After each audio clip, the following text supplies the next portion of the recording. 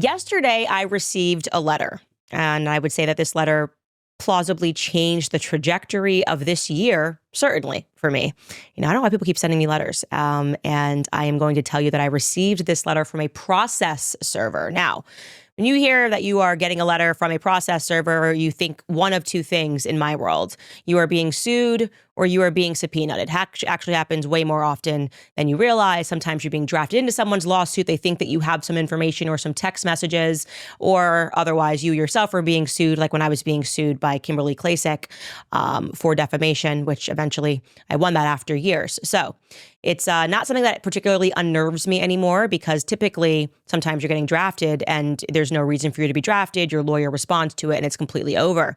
But this one was indeed addressed to me. And what was strange about this is that when my lawyer was able to determine what it was and who it was from, this was atypical because it was not a lawsuit and it was not a subpoena, but it was a strongly worded letter. Essentially a legal threat. And people don't typically use process servers for legal threats. Even stranger was who it was coming from. It was coming from a law firm representing current sitting president, Emmanuel Macron, and his wife, Brigitte Macron.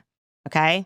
Like I said, this is insane. I don't think this has ever happened in the history of the world. Plausibly, you don't hear about a foreign leader currently sitting in power, sending around legal letters to people that are sitting in other countries, no matter what that person is saying. But it's going to get so much more crazier than that, okay? Because there were a lot of odd things about this letter. First and foremost, they strenuously requested that I not publicize it. They did not want me to publicize this letter all over it. This is not meant to be publicly disseminated. Okay, you have no legal right to tell somebody that they can't share a letter that they received. I'm sorry you sent it. I have a right to share it.